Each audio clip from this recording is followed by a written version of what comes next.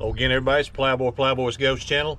Today I want to show you what one of my friends has contributed to the channel. We unload the Smith & Wesson Model 57 4-inch, of course. I looked it up and the numbers on this gun, it was built in 1980. So I knew it was a no dash. It had to be before 81 or 82 or whatever the cutoff year was for the no dash. I have unloaded her. If it's a she.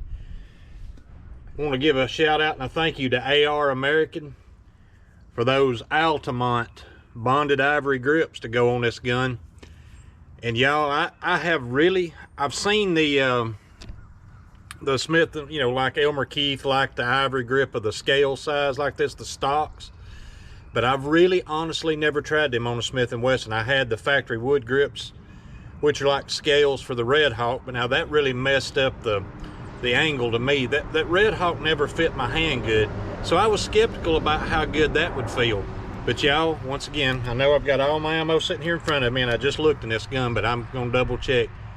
Straight up, that don't seem like that will be hard to shoot at all with these. Of course, now recoil is a different story.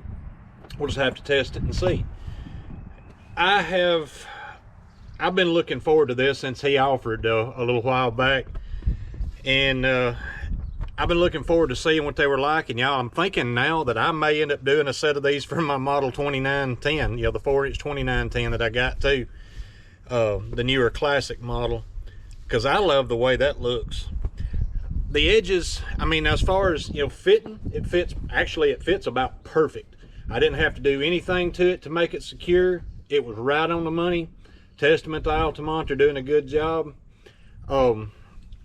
It's kind of got a squared off feel back here in the back and a little bit here in the front, but you know, it kind of goes along with the ribs of the serration or whatever you want to call that on the frame itself. It kind of fits in with that, and it almost seems like it will make it a more secure purchase in the hand.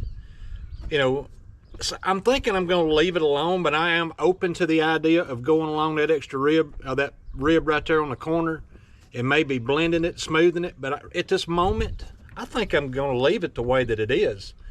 I was really happy and surprised when I put those on, started fitting them, and they fit perfect. I'm like, you got to be kidding me. That pirate flag may get in front of the camera for a split second. The wind's shifting around. I apologize. I'm standing in a dry spot in the yard. This whole yard's flooded from all the storms and rain we've had. So here on this asphalt's what I got. I'm going to put a link in the down there below in the description to AR American's channel. If y'all don't know who he is, you need to get acquainted with him.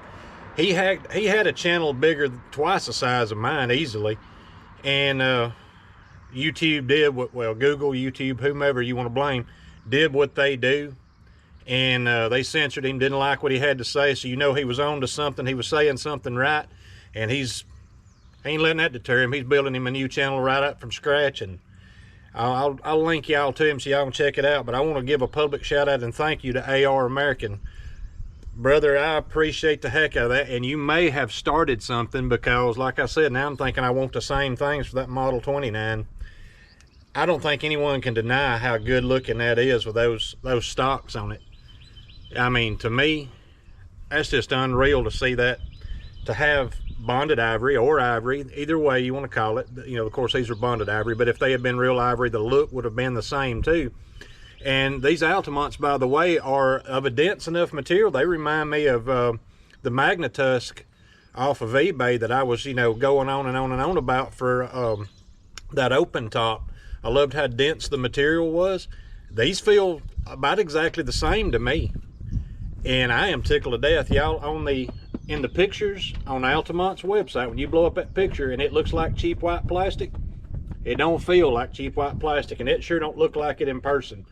So there you go. That's kind of a plug for Altamont. They don't know I exist, but that's only because I like that. I really do like that grip, and if I didn't like it, I wouldn't be plugging them.